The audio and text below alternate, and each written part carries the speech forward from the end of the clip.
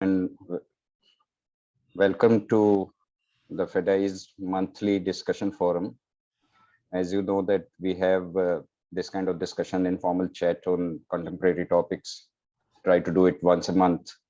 And this month we have chosen the topic which is catching everybody's attention and is all over there in the news channels and newspapers, and we are all learning new things almost every day. More we read, more we know, more questions crop up. And as I'm sure you would have all seen that as for the latest market reports, there are over 300 million crypto users worldwide, with India topping the list at approximately 100 million users. And though the numbers are still being debated, there is an news estimate, which is talking about probably that more than $6 billion have already been invested in the crypto assets out of India.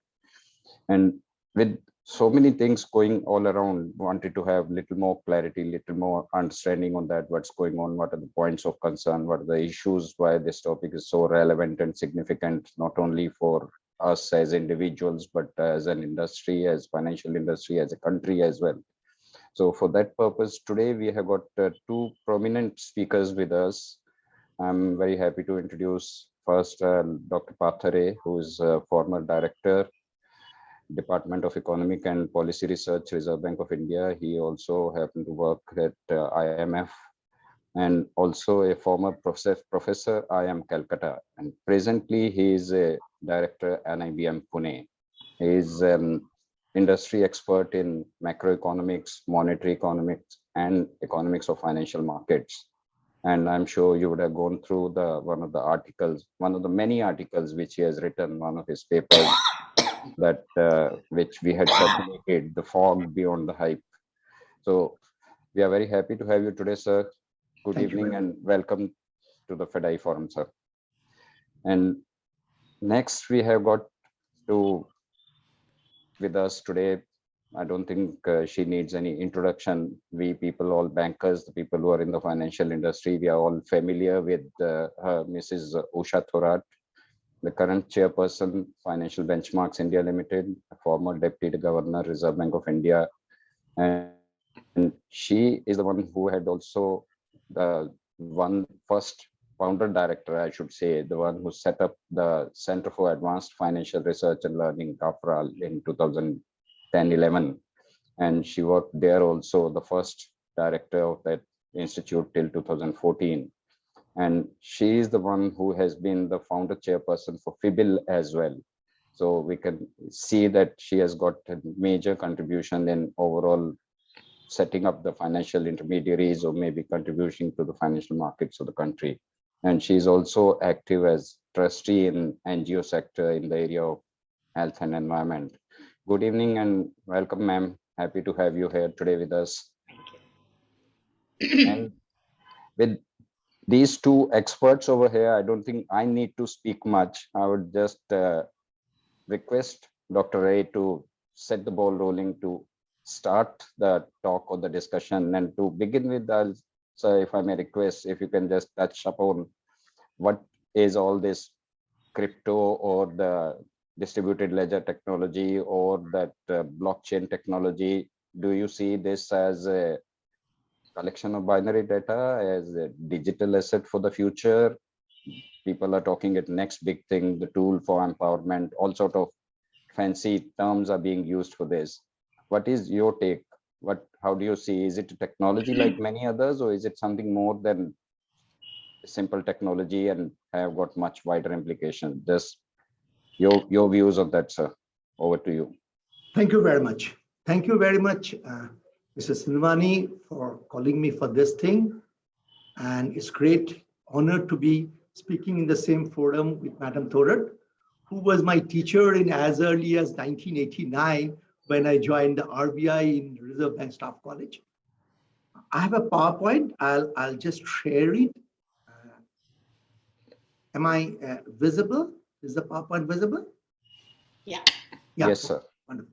So what I try to do, I have put some material, but some of them are too obvious, and therefore I might skip some of them. Of course, as Mr. Silvani has said, crypto is very much a hot news these days. I'll just start with three happenings. Day before yesterday, I read that presumably a restaurant in Delhi is having a menu, a particular plate, which is denominated in cryptocurrency. There's a spoof available in YouTube where presumably this guy is selling cryptocurrency in some buses. And last week I was in Bangalore where the Uber driver asked me my views on crypto. So I'm sure that means it concerns us all. What is crypto? We all know is digital non-government asset based on combination of cryptographic algorithm whose existence and transfer is confirmed, is recorded as ledger and distributed across a network of independent computers. So I was very happy that Ms. Sindhwani made this talk of the seminar as crypto as against cryptocurrency, because the word currency creates lots of confusion in the concept of crypto. It's to me it appears is more like an asset. We all know the BART, so I will skip it. Just only one thing, it was not that it came up in 2011. The original BART can be traced back long back in a paper as early as 1983 by David Chom. The other interesting thing we do not know the actual identity of the guy to whom we owe this concept, Satoshi Nakamoto. We do not know because within a year the whole existence was in question. The name came because his digital currency is zeros and one in bits and bytes in digital format, therefore the name Bitcoin. The progress, huge progress it has at the current market value, something like 2 trillion. An entire ecosystem is flourishing. There are exchanges, there are wallets, and there are miners.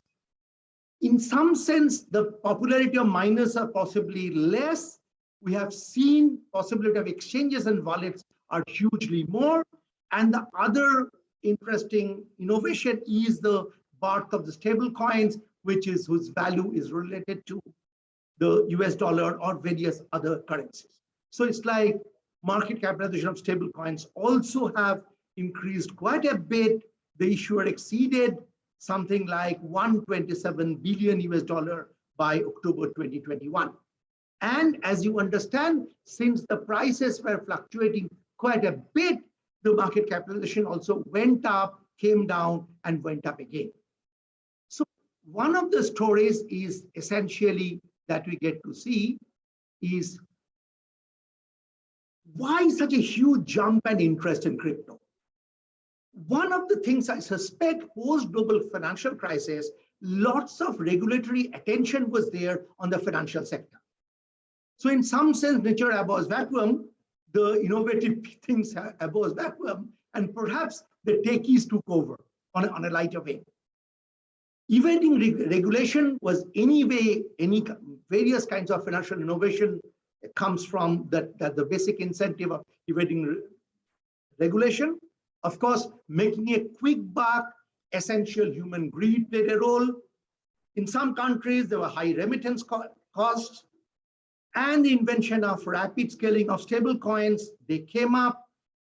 Earlier, it was alleged that cryptocurrencies, particularly like Bitcoin and other, are hugely energy intensive. Later on, it came up as Stellar and Solana are gaining by promising less energy consumption and low investment. I mean, I'm just picked up this from the picture below is from the Amazon. As low as 10,000 rupees, you can get something like a Bitcoin hardware wallet. So low investment, incentive to make a quick buck, and attention of the regulators on the financial sector perhaps led to the huge jump. Bitcoin is not the only one. There are various others. Just as a laundry list of the 10 top. Apart from that, we know Ethereum, Cardano, Bitcoin, Tether. Tether is in the first stable coin. Solana, XRP, Dogecoin, Polkadot, and the USD coin. So various things are there. Each has its own history and each has its own market capitalization. It's just that perhaps the Bitcoin, because of its sheer size, has got the most attention, but that doesn't mean it's the only thing that's there. The Bitcoin prices, how high and low. I have just calculated a very basic Excel sheet type, annual returns at any day, any year, December 31st over January 1. If we get to see, then the return in 2017 is 1,296%. The return in 2018 is minus 76, 2019 plus 87, 2020 304. These are percents, and 2021 up to December 6 is 72%. So it's no wonder making a quick buck is one of the basic incentive for huge innovation and the huge growth of this particular market, and it had quite a roller coaster drive. Why prices of Bitcoin dropped recently? News, rumors of fad. The earlier there was a sharp drop in May 21. You can associate two news items: a clampdown on crypto trading in China, and Elon Musk reportedly said that he would stop accepting payments in Bitcoin, because his earlier statement that he would be accepting Bitcoin made a huge increase in the prices of Bitcoin. In contrast, the recent Bitcoin is mirrored the more or less American market, where unemployment rate dropped, investors expected US Fed to raise the interest rate, and the discovery of Omicron that sort of made the growth story less viable.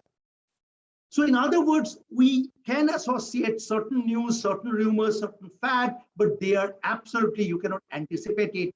The whole thing becomes hugely speculation run. Now, I purposefully spent up 2 minutes on this, that why this term currency is a misnomer here. Does it have an intrinsic value? Both, say, US dollar and Bitcoin, no. Claim to issuer, US dollar, yes. Bitcoin to no. Legal tender, of course, Bitcoin is no. User and medium of exchange, in Bitcoin, it can be small, accepting certain online retail. Use as a unit of account, it's only now that you get to see, all those periodic stories, but otherwise no. Use as a store of values, yes, but subject to huge exchange risk and certain confidence shock. Whereas the currency is, of course, you all know, subject to inflation risk. Of course, the beauty of Bitcoin, and therefore its challenge also, that it is decentralized, its source is private, its supply quantity earlier was somewhat inflexible, no longer that much. The supply rule is essentially a computer program, and there may not be a risk of hyperinflation like Zimbabwe, but risk of hyperdeflation is very much there. And base money changes is not possible. And of course, this goes without saying, there is no issuer of lender of last resort. There's a broad comparison, and this, I think, will convince you that the term cryptocurrency is perhaps a misnomer. I would prefer the term crypto asset slightly more. How was the Indian situation? The Indian situation, presumably Indians have hugely excited about this. This was from one of these websites which shows, based on these numbers, that India is the 7th largest holder. I mean, number of people that they have excited about Bitcoin. These numbers have been questioned hugely. It was as high as 70 to 75% of their holdings are below 3,000. Again, I don't have firm data. These are from newspaper reports. Therefore, excitement in terms of number, yes. Excitement in terms of value, perhaps no. There are risks. First risk is definitely threatening monetary policy. This is, from a purely financial regulator's perspective, it appeared to lack features that are critical for a sovereign monetary regime. There are compliance risks and a huge regulatory risk. Madam Thorat is going to discuss in detail. Of course, there are operational risks. It presents new risk in operational nature.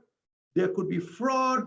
There could be other related AML safety issues, and consumer protection is a genuine issue for prevention of unfair deceptive, abusive practices, reduction of harm to end users. And it's not that these are fiction. It's not that these are fiction, and there are other risks, huge price volatility, in absence of deposits protection, the lack of payment protection due to irreversibility of transactions. That's another major point. Difficulty establishing accountability towards users due to decentralized management. And of course, there are privacy risks because of the pseudonymous nature of the cryptocurrencies. And what I'm saying is these are genuine, and there are a number of scams that we got to see. There are imposters' website, fake mobile apps, scamming emails, AML safety concerns. I've just shown some headlines and read them up. We all know them that we have seen. I mean, can anyone imagine that on August 8th, the Greater Manchester Police has caught someone with crypto assets valued at 22.5 million from a couple in a pen drive. This is just one of them. There are a huge number of scams that have appeared. Now, when it comes to regulation, again, pure theoretically, perhaps there are 4 classificatory norms that has been discussed in a recent paper in Davos. One was pure wait and see approach, like Brazil. The other they term as private-public partnership, like Singapore and European Union. The Davos paper said there's a comprehensive regulatory approach, Switzerland, Japan, and US, and there are restrictive approach. I would think that in some sense, the Indian structure is possibly moved a little bit from wait and see to the restrictive approaches. And in terms of prudential regulation, the BCBS Basel have proposed a 1,250% risk weighting on the cryptocurrency exposure. So it's no wonder even the international community, because I often hear the Indian regulators are sometimes seen as conservative, even the international regulators community are not exactly excited about it. And of course, the trade associations claim the proposed rules are overly stringent. And one interesting thing is none of these countries with this wait and see public-private partnership, comprehensive regulatory approach none of these countries have any kind of capital account management. So that's other unknown and other complication in the whole story. When you have capital account management, it threatens the whole thing hugely higher. Again, I'll just refer to one theoretical results to justify that I'm an economist. So it's just that there's a 2019 theoretical paper, Monetary Policy in a World of Cryptocurrency, where this economist from Cambridge showed that in a 2-currency world, one is cash, the other is crypto, the monetary policy loses both in terms of growth and also in terms of inflation. So the whole idea of the policy becomes very, very difficult, and there are other complications. So I'll sum up now. As I said earlier, that I'm here to share my confusion with your collective confusion. I would say cryptocurrency, if you say 2 distinct roles, I would say currency and unequivocal no. Asset, depending on the situation, and I'm not talking just for India, depending on the situation and the country, monetary regime, country exchange rate regime, perhaps with appropriate checks and balances. And these are hugely country specific. If the current craze for cryptos is a fad, possibly unaware small investors may be duped. Does it frustrate monetary policy? Yes. Does it frustrate capital account management? Again, yes. Is it risky and unequivocal? Yes. There are compliance issues, operational issues, and consumer protection. And of course, there are concerns in anti-money laundering and combating the financing of terrorism related issues. We have, as global citizens, learned for nearly 10 years that initially a few innocent looking toxic assets emerging from the US mortgage market created havoc in the global financial markets. Let us not get to that level and be careful to begin with. I would stop here. And Mr. Nari, hopefully I've stick to my timing. Stick to your timing, but the way you have encapsulated the complete gamut of issues and all the things into it was really interesting, and I think summarized all the things. So at this stage, ma'am, I would like to come to you as Dr. A has already talked about the regulatory approach being followed by various countries, maybe wait and watch or public-private partnership or complete ban. But one caveat which you mentioned, all these countries, they don't have capital controls. But when we come to our own country, India, where we have got capital controls, obviously the concerns are going to be totally different, and which is quite obvious. And regulators, RBI has made it quite abundantly clear through various communications that they are concerned, not necessarily from the monetary and fiscal stability, but also from consumer protection and anonymity and all those other parts, AML angles as well. With that thing in background, how do you see what should be, what are our concerns, what concerns which comes to your mind from India specifically? What kind of issues do you think we need to be worried about? What, how it can disrupt our own entire monetary policy management? And I'll also add something on that. One of the viewer has also put it over there, a question which I'll just club it along with here. The question says that, do you think crypto pose a threat and potentially weaken the banking system by denying access to deposits and revenue? So with that background, I would like to have your views, ma'am. Over to you.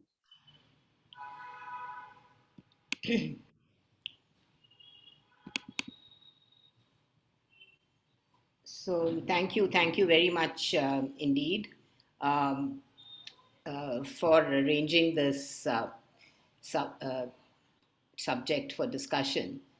Um, we are actually today in a situation which is different from, say, 2 weeks ago when we actually discussed about this particular topic for today's meeting. At that time, it was not very clear as to what would be the nature of the bill that the Parliament would be introducing. And over the last few days, we've had some clarity on, on the direction of the thinking of the government, which is that it will not be actually banning cryptocurrency, but it will probably would like to regulate it as a crypto asset. And that most probably the regulator will be the securities regulator, because most of the trading of the crypto will be on the stock, I mean, like an exchange platform. So I think that is, with that kind of a clarity, I think it's very much more interesting for us today to be very specific in our discussions and maybe contribute to some of the, removing some of the confusion. So I think very beautifully summarized by Partho, not surprising. And I can say, after having worked with him in the Reserve Bank, his years at IIM Calcutta have truly shown what an excellent professor he is and what a teacher, really. He's always been a very good writer and can document things beautifully. But when you are a teacher in a management school, then your ability to be able to convey so much so brilliantly. Thank you, Partho. Thank you. So I think very, very important points. I'll just make 2 points on the, to be noted from the point of view of regulation. One is there is no central authority. And we have to remember that this is unlike any other asset. There is no depository, there is no custodian. I can't say there is no custodian. There is no depository. There's no central depository. I can't say there's no custodian. There is a custody role, which I'll come to, but I think we have to remember this in how we deliberate about regulation. This is an important fact. The second thing is finality. This is a very big merit of crypto. Every transaction is got it's a finality, which means that it is irreversible. And for many of us who make mistakes in our transactions, we now know that, I mean, we'll have to redo the transactions. You cannot actually call back a transaction. So that is some irreversibility aspect of it we have to bear in mind. And the third aspect of it is it's all with private key.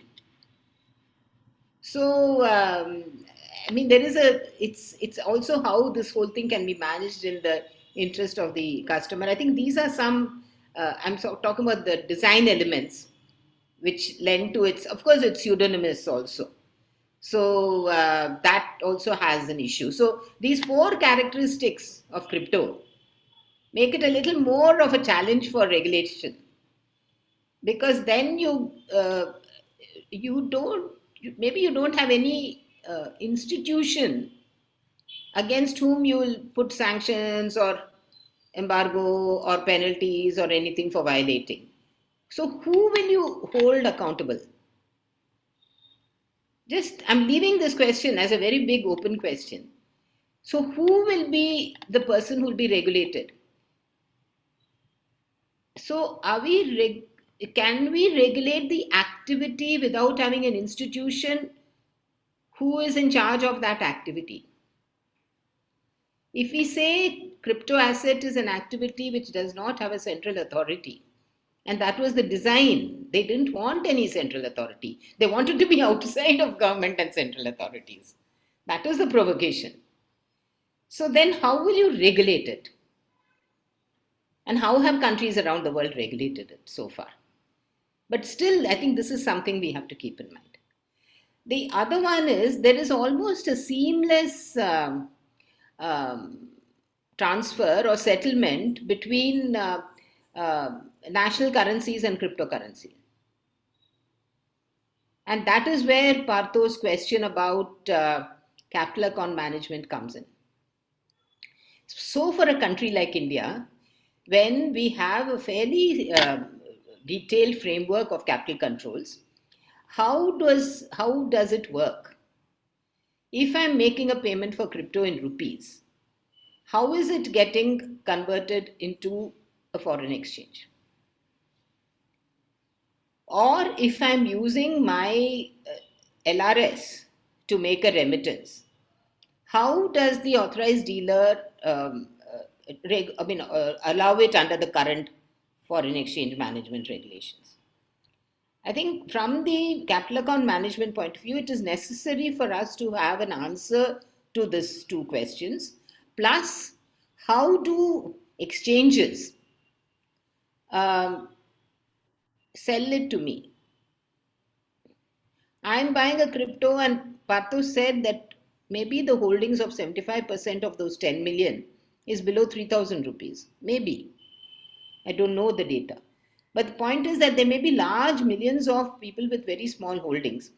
So that micron of a Bitcoin in my name, how is that, how am I to believe it? Today, I'm very happy when I get a statement from NDSL, which gives me all my holdings in the different companies, DMAT and NSDL is holding it. And, I have a confidence, yes. And I get a confirmation from my bank that I'm holding so many bank deposits. So in this case, who is that depository or custodian who's going to give me a statement of account as to what is actually my title? So how do I establish my title? I'm afraid I really don't have answers to these questions, but if I were in the shoes of a regulator today, my first job will be to immediately find out answers.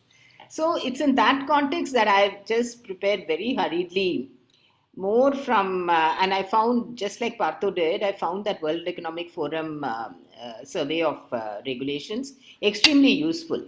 So I would say, let's see. Now, when we think about objectives of regulation, okay, clearly, I wouldn't call monetary policy as a regulatory thing, but I'm just put it there because there is, we have raised this question of whether it will undermine monetary policy, well, it will frustrate the goals of monetary policy. So how do you have to regulate so that it doesn't frustrate the goals of monetary policy? So that becomes the way you go forward. Financial stability, how does it frustrate, or how is it a threat to financial stability, like the risks that Partho talked about? So how do you address those risks? From the point of view of a securities market regulator, the most important thing are actually the customer and investor protection issues. and the custody and settlement issues. So that clearly, like how today we regulate different kinds of assets, how do we regulate that? What are the special challenges we have in those, to regulate and to make sure that that is safe for the customer and is also efficient. There are, in fact, if you look at the regulations in most of the countries in the world, they have all brought in anti-money laundering and FATF, CFT regulations straight away. Whether it is in one of those yellows or greens or anything, except India. Notably, India has not yet brought, even though that was something that probably we could have easily done. There was no specifically, nobody has actually issued any guidelines under the anti-money laundering and CFT guidelines to any of the exchanges which are today in India functioning. So we are definitely under that first category that Partho talked about. Maybe, like he said, moving into the last category. But it's not that this particular one I'm finding is not such a big issue, because whether you had crypto or not, you have anti-money laundering. I mean, you have money laundering rather, and you still have terrorism financing happening even without crypto. Does crypto create additional avenues to do it? What are the additional risks that cryptos introduce because of, in this particular area, is something definitely that one can discuss. On capital account management, I have already raised issues. There are certainly very, very important issues. And there are also issues about, cross-border issues. So, and I think that would require a global regulatory, approach that would be needed. Otherwise, it could be frustrated. The national regulator may not be able to do much. Regulatory arbitrage is another thing one has to be then careful about, because can trading in cryptos happen outside an exchange? If so, who will be the regulator? If SEBI is going to be the regulator, it will only be regulating the exchanges? Then all exchanges in cryptos will have to be registered with the SEBI, and SEBI's regulations will become applicable. Then would it mean that I cannot buy one of those devices, Partho, on Amazon? And then I was just looking at it very clearly. Maybe, if I buy on it, I can start straight away dealing globally with it. And that will no longer be possible, because then I have to buy only through an exchange. And if I buy it outside the exchange, how on earth is SEBI going to regulate that? I have no clue. So I think that the how of the regulation to me now is more interesting than the debate or ban on regulate or regulate. Till yesterday, I was sitting and looking at ban or regulate. To me today, I think the interesting question is how. How means you should be effective, no? If you have to regulate, you have to be effective. So the how is really, I feel, extremely important. So a monetary policy, I think it's already been said, and I think we'll take that question, which is a very important question. Basically, here the cryptocurrencies cannot be responsive to monetary, price stability risks due to shocks in demand by adjusting the supply, which is what monetary policy does. So crypto doesn't get created or supplied that way. So it obviously cannot respond to an economic. In any case, it's not so relevant for us because we're not looking at it as a currency. The same thing, as long as you're not looking at it as a currency, as long as there are no stable coins, as long as we are not allowing any of those, then the issue of whether monetary authority will be challenged, whether it's access to central banks as a lender of last resort, whether that will create a possibility of run, the issue of whether deposits will have an issue, all those things are not relevant. All those things are not relevant because it is not going to be used as a means of payment. And if you use it as a means of payment, it is a crime. And you've seen there are going to be very stringent regulations on that, on any violation. So if we are looking at, I'm talking about tomorrow's news today, but my thinking is that perhaps if, what will happen is that you want to make sure it's only used as an asset and you don't want it to be used as a means of payment. And therefore, the issues of worry from bankers about whether they would lose deposits, whether it can lead to a run, all those things definitely come in when there is a private virtual currency. And if at all, what we may see is the central bank digital currency. But I don't think in India we are going to see any private virtual currency. So, having said that, I'm not saying that eventually there's no threat to monetary policy. Monetary policy has also got to do with asset inflation, and if this is an asset, then to the same extent that how it affects all other asset values, the same impact can be there. The wealth impact that definitely will be there, but then that is same across asset classes. Financial stability. Like I said, a key issue, given the cross-border nature of the cryptocurrency networks, who is going to oversee the market for cryptocurrencies and the financial market infrastructure that interacts with crypto assets in payment, settlement, and other activities? So you have the entire payment settlement for cryptocurrencies, and you have it for national, what they call fiat currencies.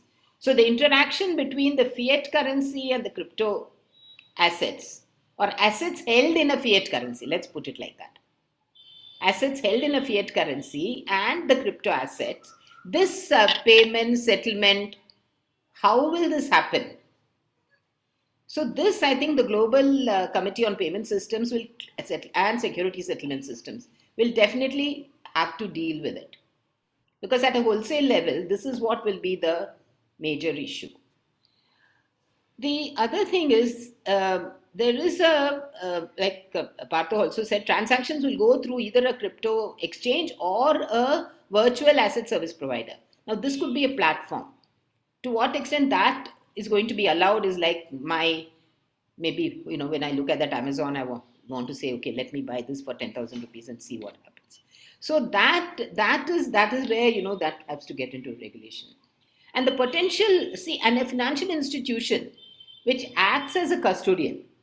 And when you can have your bank today acting as your custodian for ETFs. It could be for gold ETFs. It could be for mutual funds. It could be for stocks. And when a financial institution is acting as a custodian, then the status and integrity of that financial institution will also be dependent on how safely they are holding the crypto assets in custody. So that's, I would say, would again be something that SEBI would have to see as to how the custody works, because this is a self-custody. I'm having my private key. How does is that enough for me as a consumer? I'll come to that when we come to consumer protection. Financial stability, the last point is important, is the settlement of differences. That is a derivative on a crypto. So a crypto future, you can talk about that.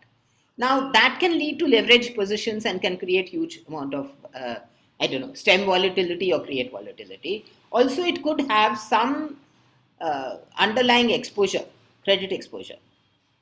In any derivative, there is an underlying credit exposure. So that could create some risk. And that is the reason why in UK, they have completely banned derivatives in cryptos for retail investors. So one of the aspects of the UK regulation is that is completely out. I think institutional investors, they're allowing it, but how they actually regulating it would be interesting. That means today are crypto futures actually being traded, then what is the margining and everything clearly then allows you to take leverage positions. In which case, who's the counterparty credit risk? Like Partho said, our experience of the global financial crisis was these huge leverage positions in the securitized assets and the CD squares and CD to the power 4 times, whatever, how they did get created. And then eventually one doesn't know underlying what is the implication of that exposure.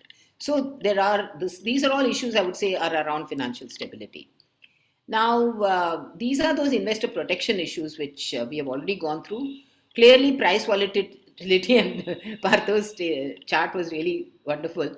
it is a huge risk to users. Absence of depositor protection, that again, it is like you're investing in any stock or share where, you know, if it loses value. But here there are so many other things. There could be a private key could get lost.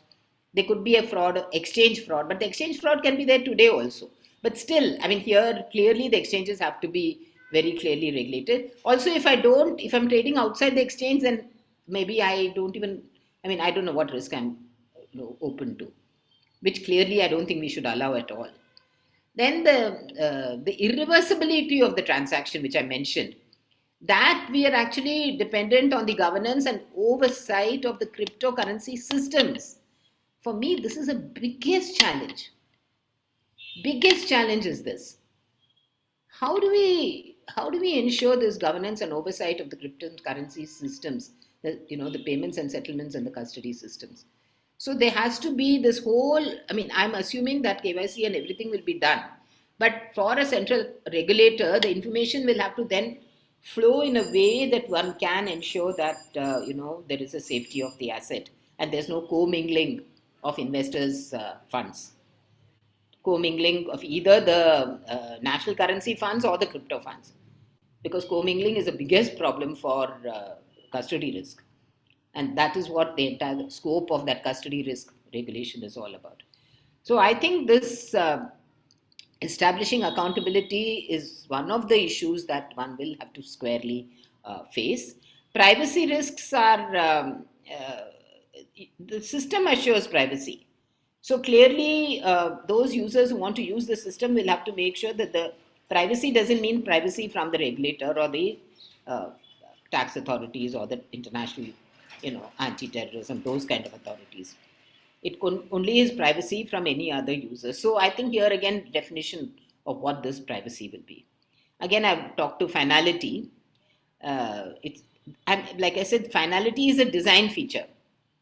So it's not a flaw. It is one of the merits of a blockchain technology. But clearly, there'll have to be ways to ensure that the customer does not have any difficulties because of that irreversible nature of the transaction. And the financial institutions who provide custody or who can arrange even the exchanges, they'll have to give the assurance to the customer on behalf of the platforms, either which platforms will enable the self-custody or where themselves they offer custody. So it is clear that they can offer custody, but then how they will in turn interact with the global system for which is which governs the crypto system. As in other cases, cryptocurrencies are also vulnerable to cyber risk and other kinds of security. So I have spent a little more time. I don't want to go over this, but this does, I think one very important issue is really the safety of the asset and the safeguarding of a private key. This we have seen, and here I just saw that illicit activity is only 0.34 of the cryptocurrency transactions. But this can be a potentially thing in the future. And most countries have actually applied AML, and this is the simplest thing to do. For us, this is needed, and it is something that can be done straight away, and making sure that whatever information that is required to enforce this is not held back on grounds that there is anonymity protected or privacy is protected. That cannot be an excuse for holding back of data. The cross-border regulation, I said, is who should oversee the markets, for the financial markets, and I talked about the global Committee on Payment Systems and the security settlement systems, which will have to deal with this issue. And again, I think this is just a little more thing about enforcing the,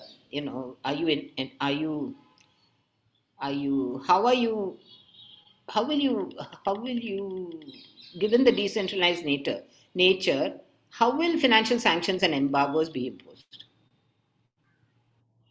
And therefore, is this possible through a different international cooperation? Because these are international organizations. So there is, if we have a problem with Bitcoin, then who's going to, take action against the administering the Bitcoin? And I don't think there's anybody who's administering. It's a self-governed thing. So I'm lost. Here I'm really lost. As a regulator, I can't even begin to get my hands around it, Although no longer a regulator, but you think like a regulator, and then you start wondering how on earth will this happen. So again, this comes back to the same thing. Are you regulating the activity or regulating the entity? So, I'm not, I just don't want to. Anyway, so that is some of my thoughts on regulation. I would very much like two questions, maybe. I've seen one question, but I would like from a Foreign Exchange Dealers Association some discussion to happen. And here I would like to have clarity on which Ashwini raised right at the beginning. Assuming on our capital account management is challenged, even if I use the entire LRS for investing in bitcoins every year, how much of a threat is it to the national uh, financial stability? Some figure, I think Ashwini said about what, $50 billion was it or something? I don't remember. But maybe if that much amount of money is going to go through every individual, every resident, and that's very difficult to fathom. Still, I don't think our reserves are going to be under threat. I mean, this is my thinking. And why would people really, do that? Not everybody wants to take the Bitcoin risk or the crypto risk. So, but more interestedly, how is today the thing happening? How are people actually investing today when we have all this framework of capital controls? Is it that today under the LRS, since I can keep an account, it's considered as a permitted capital account transaction, and it is happening? Is that the way authorized dealers are actually allowing? How are the authorized dealers allowing the exchanges to externalize this? Or rather, how do they do the cross-border settlement? Are the exchanges custodians, which means that they have acquired Bitcoin at their risk, at their price risk, and then they are distributing it to the people in India who are acquiring it. I mean, like I said, these are questions which I don't really have the answers to. I'm not in a position to also get the information from the authorized dealers. But I would really be very happy if Ashwini or any member would like to enlighten. And of course, happy to ask any and discuss any. I'm not sure I have the answers to your questions.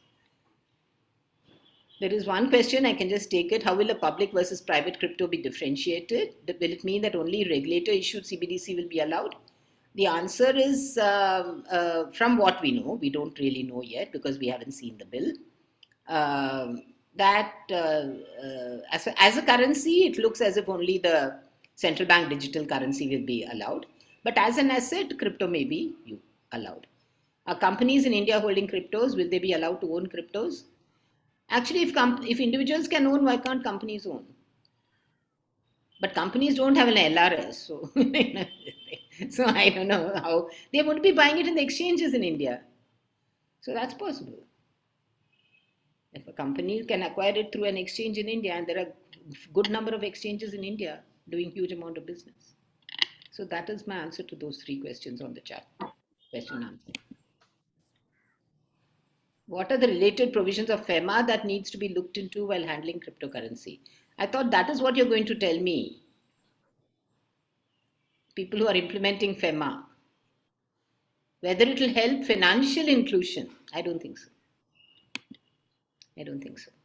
In fact, I worry about the fact that people from Tier 2, Tier 1, Tier 3 places being lured by the enormous capital gains they can, huge money they can make in a very short period of time, might get lured into it. And after having done so, if it drops, then they would lose. And if they have borrowed from the banks or non-banking financial companies or from some gold loan provider, and then they are buying crypto, then they would also not be in a position to repay their loans to these institutions because they would have lost value. So I really worry that we may be then after that excluding them from the system. So I worry actually about financial inclusion. Ashwini, over to you. I just have one answer to Mr. Kalra's first question. even if crypto is replaced by CBDC, if CBDC is interest bearing, it's going to kill the banking system. The essential question is whether it's interest bearing or not. Currently, the difference between deposits and currency is one interest bearing, the other is not. So if CBDC is interest bearing, then that might be, but I'm sure that kind of checks and balances. Of course, Suresh of Indian Bank is clarifying that what he intended was that whether it helps financial inclusion from the argue of P2P lending. But P2P lending, digital lending is already being allowed. Is already the framework of guidelines have come in. And that is really going to help. Crypto is not so much as an instrumentality of lending. It is really as an asset whose value is going to be dependent on the mining and on the the kind of supply and the kind of demand other people have for it. So when there is a global system awash with liquidity, and liquidity is trying to find different ways in searching yields, the desperate search for yields is really making the crypto an attractive asset. So if the regulators adopt their central banking digital currency, the use of crypto as an investment asset will not be lost, because it can still be like an asset like a gold ETF or REIT, or anything that has an asset market, it's like a securities markets. But those features that, ma'am, you mentioned will make it not look like a security. Those features like finality, anonymity, and all this. Yeah, but features I'm will saying be. those, see, that can be dealt with. Only thing is, I'm wondering how. That's right. That's Yeah. right. I mean, it's So same. like I said that, but I think for this forum, what I want to understand is how will we deal with, let's just think, how will we deal with it from the FEMA angle? True. Because currently, to my mind, it seems as if 250,000 per annum investment in crypto asset, either directly through exchange in India. In fact, if I do it directly through an exchange in India, how does the exchange put that limit? It cannot. If I'm doing it directly through an authorized dealer can control my remittance under LRS. But if I'm doing it through an exchange, how is it going to be controlled through a LRS? I don't know. Will any dealer like to clarify? Ma'am, I may just attempt to partially answer that question. I don't have the full answers for this. Of course, not a practicing banker right now. The first point, as an individual investor, if I'm acquiring it directly in the overseas exchange or directly going into the node over there, when I'm going to be having my own wallet, direct wallet, I will be sending the remittance out through the authorized dealer. And when I'm sending it out, I need not say what I'm going to be doing. It's going to be a credit in my account overseas. So authorized dealer may not be going into micro details what you are going to do with this money. Once the money is gone into my account in London or New York or Singapore, after that, it is just free to do whatever I want. That's one way of looking at it. So authorized dealers may not be able to control the end use of that money. And second point, what you have mentioned about if I'm investing through the local exchanges, then I don't have a clear answer for this. When I'm transferring the money to the local exchange, it's just like an onshore payment, RTGS and other things. It will be automated process. And system may not be able to check it, though as per the newspaper reports, some of the banks in 2018-19, after RBI had issued the first sign or warning over there, had blocked the credits to these exchanges through these automated systems also, which subsequently was, after the Supreme Court judgment, RBI said that don't go by that circular, which again was sort of not a clean chit that you can do it, but that circular was withdrawn. So with that kind of thing, as for the money is going to the local exchange, that is practically possible. But the question, second part of your question, how that money that gets transferred overseas to acquire the currency, the cryptocurrencies, obviously there is no cryptocurrency mining happening in India. This is a global chain and cross border. The money will be going out. How that goes out, that at least I'm not clear on that part as of now. But whatever you have said, this is a clear classic case of a real world trying to merge, get along with the virtual world, and the entire thought process, this entire currency is created with the view to get away from the regulations, just to a free market. And when something which is created with the sole idea of be away from the regulation, when we try to regulate it, these are the very interesting questions which are coming now. Finality, as you mentioned, is the virtue of this, but we are concerned about that. We want to see how I can check that.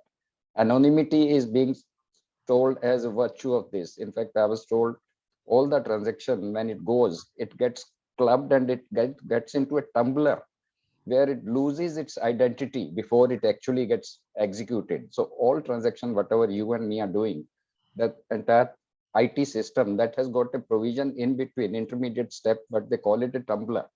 So all transactions get over there, like you are having a centralized clearing agency or that, they lose complete identity, the origin and the thing, and then finally it gets settled. So anonymity is a virtue of this thing, and we are trying to see how we can control it. It's going to be an interesting thing. And the point which you But mentioned that, that, Ashwini, is already being done. It's like Singapore and other countries, Japan. They are raising the AML regulations are very strictly applied yes, to any investor.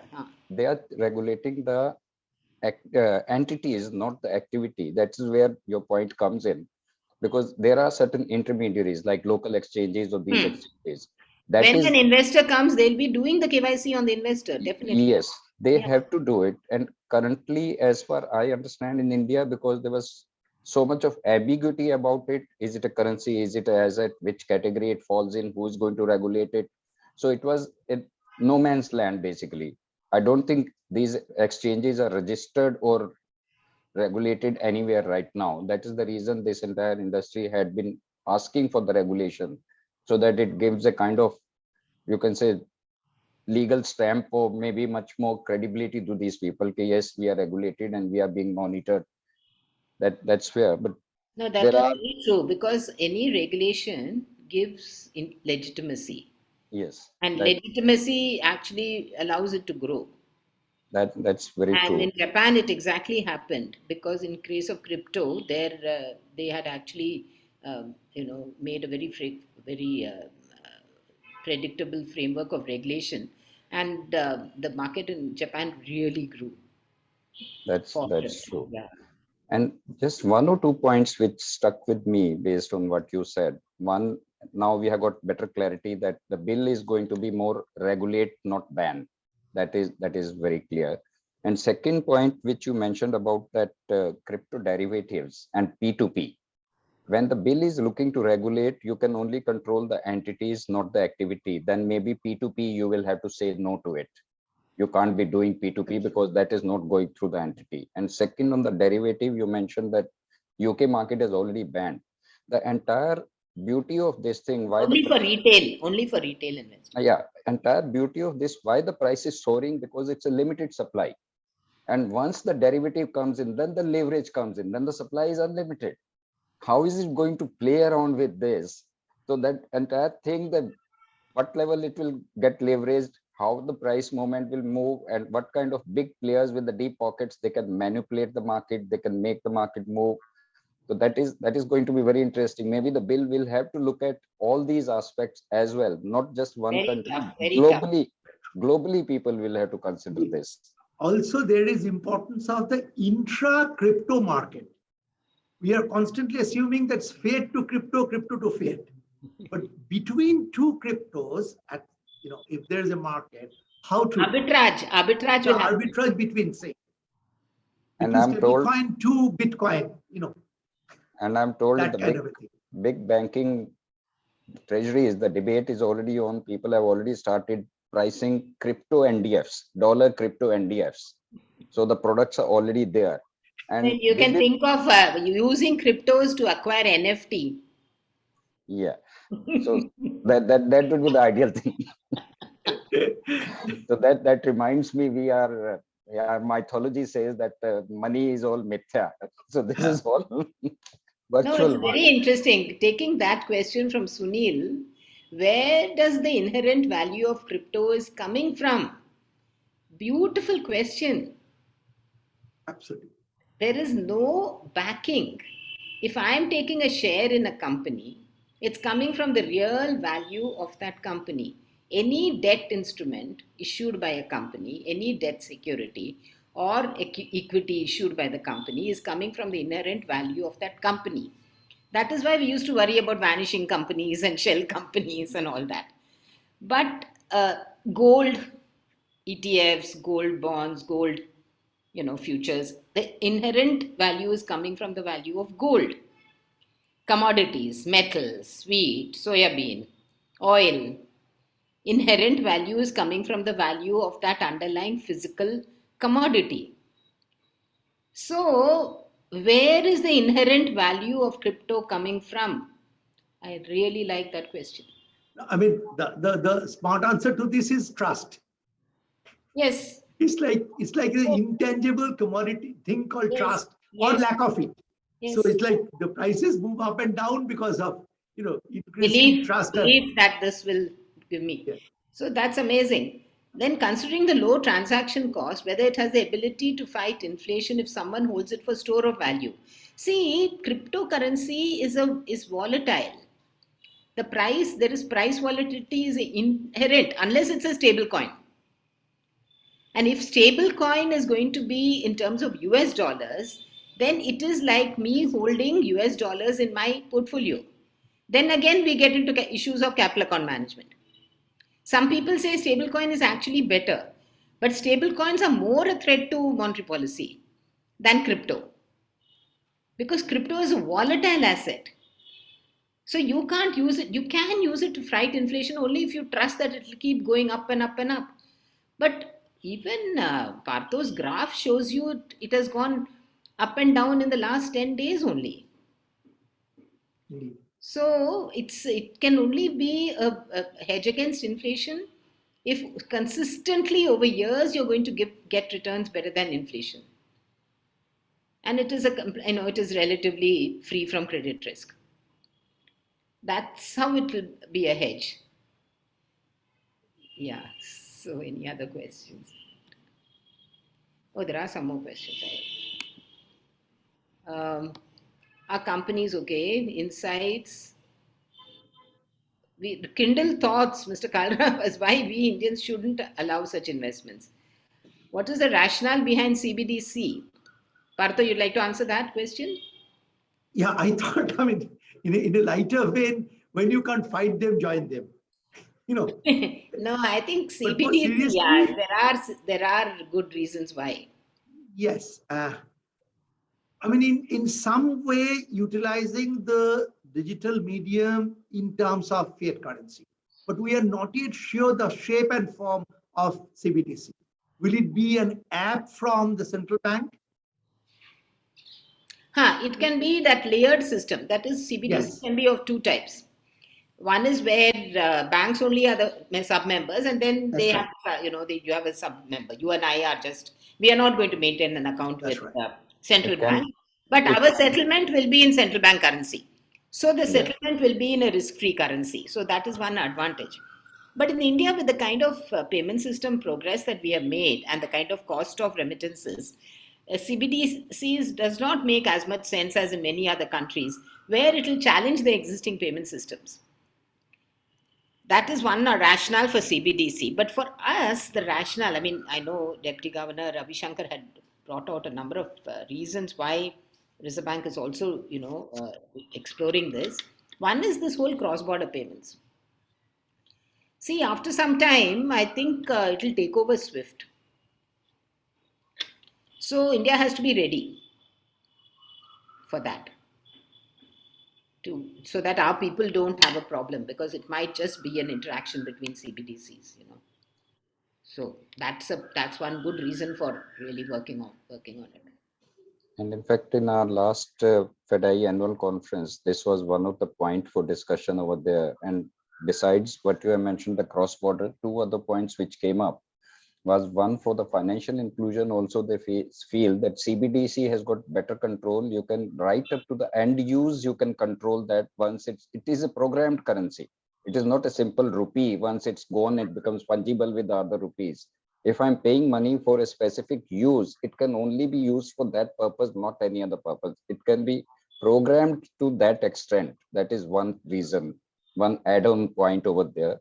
And second, one more point which they brought up over there, answering to Dr. Pathre's question, they said they will be going in the form of a token as well as ledger.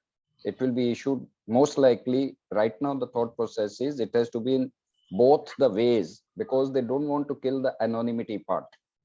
Because if it is ledger system, that anonymity is not there. Is not They want to maintain that anonymity so that features of a physical currency that also remains, which is you don't need to have any account. You can simply carry the tokens in your mobile phone or any other wallet like Amazon wallet, what you mentioned, that also can be there. So yes, but there are various possibilities, what it can be done, what it can't. Another very good question. How will the new regulator, stroke SEBI, decide which cryptocurrencies to allow trading in? What were the questions if I were SEBI again?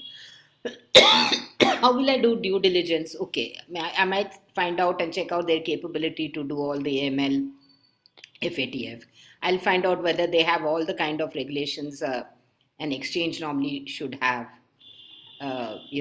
for ensuring that there is transparent trading, that there is all the kind of technology backup, business continuity, all issues, whichever is applicable to an exchange. But supposing, Partho gave us a name of some 15 at least in that slide. They're a big. All of them have got the technology fine. They've got all their AML and FATF guidelines and all pakka.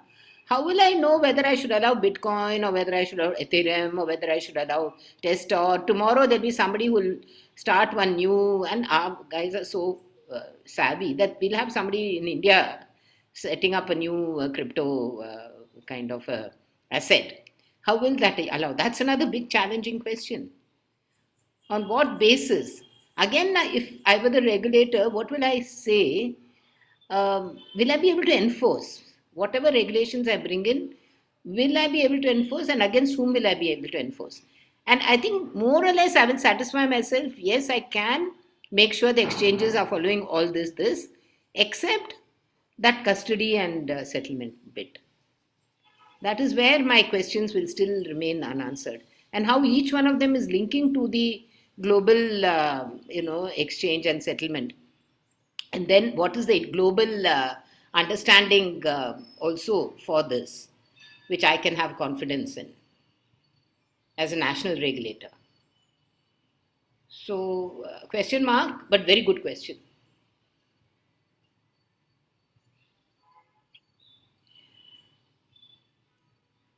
I think, Ashwini, we've raised more questions than we have answered.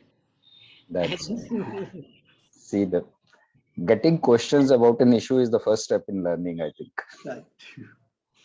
At least I know what I don't know. So that's where I can start finding the answers to that and progress. Some of these are what is called unknown. I do not know what I do not know. Now those unknowns are becoming known unknowns. So of course, there is another question being asked about the inherent value. And Partho, that's for you, really. He says, see, any value of anything comes from supply and demand. Excellent. So, can you please throw light on whether this explanation? Experts have answered. In terms of demand, I would only say fad influences demand. And securities market is a perfect example.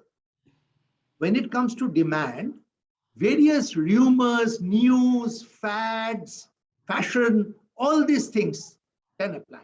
I mean, remember at some point of time, when the whole CDO square and CDO whatnot to the power came up, the essential demand came from fad. This was inherently people wanted to make quick money. I mean, in fact, that's one of the things that comes up reading the whole history of global financial crisis, whether it is now or this is, tulip mania in Holland those days. That's fad. You believe, I believe, and therefore we all demand. That's fad. There's another interesting question. El Salvador became the first country to use Bitcoin as legal tender. Any insight on the rationale? One very good rationale is when people lose confidence in their national currency, there is a tendency to go to a different currency. So very often we used to say dollarization of many countries in the world happened because there was either hyperinflation or there was no confidence in the external or domestic value of that currency. So the dharma of the central bank clearly is to maintain the value of the currency. So that is one reason why in El Salvador they wanted to bring in Bitcoin, but they have not had a good experience, by the way. They had not had. I have read a story in the London Economist where Yeah. this journalist asked people, they have no clue what this is. They have no clue, Not but had a they have good heard story. that the president has declared Bitcoin as the currency. Yeah. I must say, Ashwini, very good questions, all. How are exchanges managing liquidity? I'm very much interested in the answer to that question. See, you collected all this money. I don't know whether it's 7,000 crores of rupees or it's 10,000 crores of rupees or what it is. Right now, the individual is holding the Bitcoin or Ethereum or this or that. What is happening to this liquidity? What has happened to this money? And in what form has it been held? If that every person is going to get the current value or the present value as per market value, if tomorrow everybody demands their value back, will these exchanges have the liquidity to give it to them? Nobody knows. We've all seen the daily advertisement by the exchanges, full page advertisement, the whole month of September and October. Front page of all newspapers, local, national, regional. And money is clearly there somewhere, which is used for spending this. Now, I'm really wanting to ask you a question. Where is this money? Is there a backing? Is there this total rupee backing? And I don't want dollar and all that, because tomorrow if dollar goes down against rupee, no who's going to meet that. Rupee backing for investors in India for the amount of wealth they have put into this Bitcoin exchanges. Yes, as a regulator, that question will be needed to be answered.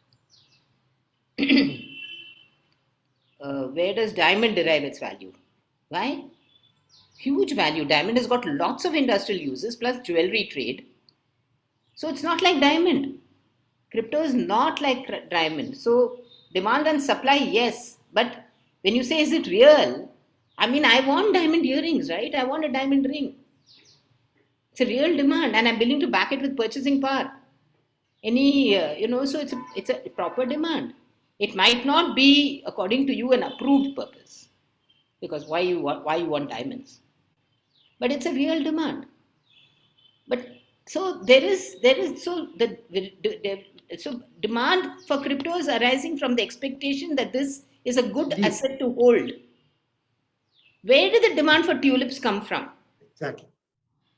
It went on increasing. Newer varieties of cryptos were mined. I mean, tulips were grafted and sold into the market. Suddenly, something happened when they wondered whether they could actually convert it into value. And the whole thing boomed and crashed. So, he says he's finding it difficult to comprehend. Even I'm finding it difficult to comprehend. Crypto is literally value derived from thin air. Finding it difficult to comprehend. I'm with you, my friend. I'm finding it difficult to comprehend, but I can understand, because as an economist, as a person it is demand, it is the trust, it is the belief that this is going to give me a return which is beyond any other return. Real estate I've forgotten about. Gold, silver I don't want. Equities I have put enough exposure, and I'm wondering when that whole thing is going to come. So maybe this is something which has really shown very good return, so let me put it in it. So it is demand supply, but intrinsic value is there's no underlying economic value. There's no underlying economic real value. In the sense of adding to the productive capacity of goods and services in an economy. That's what I would say is an economic value.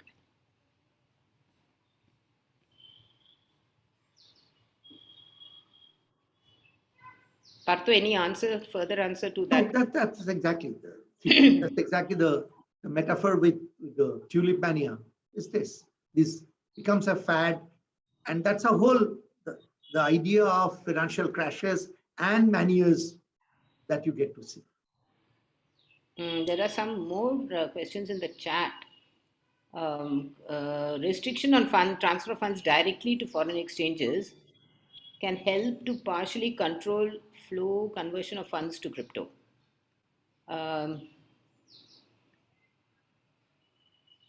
How will you restrict? I think any suggestions on that, Ashwini? That is, they said that maybe we can put, that means bringing the restrictions under LERMS. I mean, under LRS. So tomorrow, what one will have to say is tell the authorized dealers that we don't want crypto to be, crypto accounts to be held outside India. And all crypto assets should only be traded on in the Indian exchanges and on a exchange basis. So no P2P, no direct investing in either an outside exchange or in an outside somebody else who's willing to deal in crypto. That is a restriction under FEMA. It might be possible. And then you regulate the exchanges. Because Regulation, the exchanges in any case will have to be done. Yeah. But I'm saying what he's given a good suggestion. What he's saying is basically authorized dealer. Tomorrow, if it's against declaration, you will have to be told that this remittance is not being done for acquiring crypto assets. See, once it's legally stopped, then whenever you give the declaration, you are giving the declaration that I'm not going to be, this money is not going to be used for anything which is not permitted under FEMA. No, but that permission or that lack of permission should be given. Today, it's not clear whether LRS, there's no prohibition on LRS being used for acquiring crypto. Today, crypto is not even defined anywhere. That's why it is. Doesn't matter to be defined. You're saying any current or capital account transaction. So if I can keep a bank account outside, I can make a remittance and keep a bank account outside. I can tomorrow use it for putting it in a crypto or acquiring crypto, right? That's exactly what that will have to come in, and that is a suggestion that has come in your chat box, Jayashree. So, but then you can acquire crypto. How? In the Indian exchanges. And for the Indian exchanges, we can say that it will be a market here. You'll only record to that extent, whatever. I mean, we'll have to think about it. It will be entirely in a market in India. Some externalization, will it happen? How will it happen? There can be some regulations on that. For that, Reserve Bank will have to work with the exchanges. Whether fiat money is controlled by central bank. That's centralized. Yeah. CBDC will be centralized. Since we already have a 24/7 payment system, do we really need CBDC? I think the answer Parth has given, and actually Ashwini gave it, I think. He says you didn't want to take away the total anonymous character of cash. So CBDC will have to retain that anonymous character of cash if it has to be, if there is any justification for it. Will crypto lead to loss of wealth for current investors with no regulator?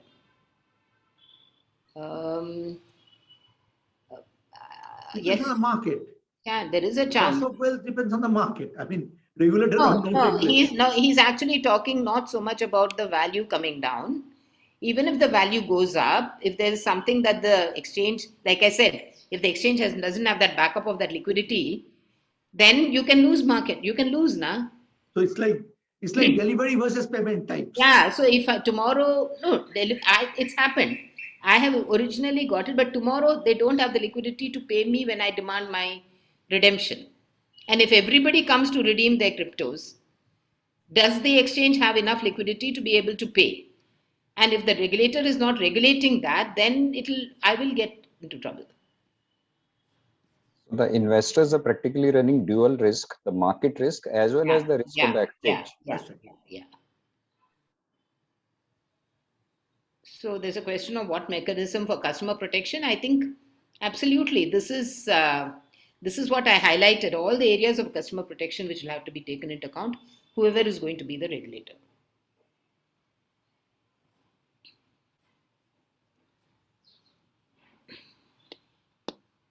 So So, Ashwini, are we done or more questions are happening? I don't see any more questions. In fact, you have covered practically all aspects of it. Only one thing which I wanted to ask Dr. Ray, basically, since the way we are looking at it right now, it looks like the bill is going to get with no ban but regulate only, and what kind of restrictions, regulations, limitations, etc. come. So are we somewhere as a country getting into that no to cryptocurrency, because they are saying it's not going to be used as a medium of exchange, maybe only as an asset? That's something what we are hearing from the news channels. Are we saying no to cryptocurrency but yes to blockchain technology, yes to the technology as such, but not to the currency part of it as a medium of exchange or unit of accounting, but store of value? Yes. Indeed, and blockchain can be used in various places apart from the cryptocurrency. So I would say even narrowly no to cryptocurrency, yes to crypto assets with proper checks and balances and regulation and all the concerns that Madam Thurat has highlighted. And it's Somebody has asked, yeah. those clauses. I agree with Partho. It's not so much about blockchain.